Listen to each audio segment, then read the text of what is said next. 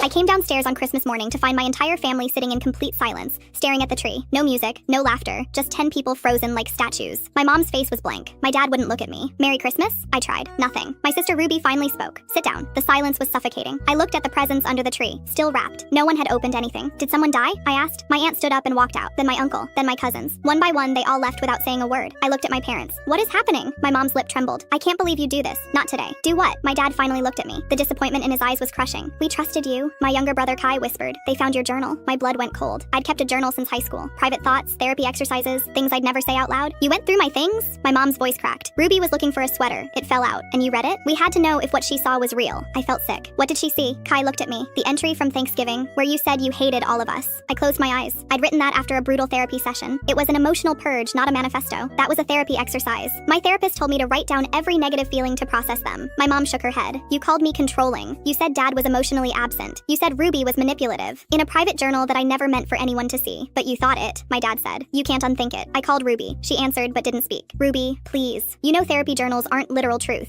I read the whole thing. Every entry about me. How I ruined your high school experience. How you wished you were an only child. I was 16 when I wrote that. You were 23 when you wrote that you only come home out of obligation. She hung up. I tried calling my aunt. Blocked. My cousin. Blocked. Everyone had blocked me. Kai was still there. They're saying you're a narcissist. That you've been lying to everyone for years. I do love them. Then why write all that? Because you can love people and still be angry at them. That's what therapy is for. He stood up. Mom said I shouldn't talk to you until you apologize to everyone. He left. I sat alone in that living room for an hour. Finally went upstairs and found my journal on my bed, open to the worst pages. Post-it notes marked sections. They'd studied it. I drove to my best friend Rachel's house. She'd known my family forever. She opened the door but didn't invite me in. Ruby called me. Rachel, you know I don't actually hate my family. I know you wrote 60 pages about how much they hurt you. Hurt isn't hate. Ruby's devastated. Your mom's been crying all morning. You ruined Christmas. I didn't ruin anything. They invaded my privacy. She crossed her arms. Maybe if you'd been honest with them, you wouldn't have needed a secret journal. She started closing the door. I think you need to take responsibility for your words. I went back home. Empty. Everyone had left. There was a note on the counter in my mom's handwriting. We've decided as a family that we need space from you. We can't have someone around who harbors this much resentment. When you're ready to be honest about who you really are, we can talk. Until then, please don't contact anyone. I called my therapist. Emergency session. She listened to everything. Then said, what they did, reading your journal, sharing it, weaponizing your healing process, that's a profound violation. They think I'm the villain. They've made you one to avoid looking at their own behavior. I sent a group text to my whole family. I'm sorry my private thoughts hurt you, but I'm not sorry for having them. That journal was my safe space to be messy and honest. If you can't understand that, I don't know what else to say. My mom responded. This is exactly the problem. No accountability, no real remorse, just excuses. Then I was removed from the family group chat. 3 days later, Kai texted me. I read some articles about therapy journaling. I think I get it now, but no one else wants to hear it. Mom's telling people you had a breakdown. I didn't go home for New Year's, or my birthday, or Easter. The worst part? I still have the journal. I can't throw it away, because everything I wrote was true, and that's what they can't forgive.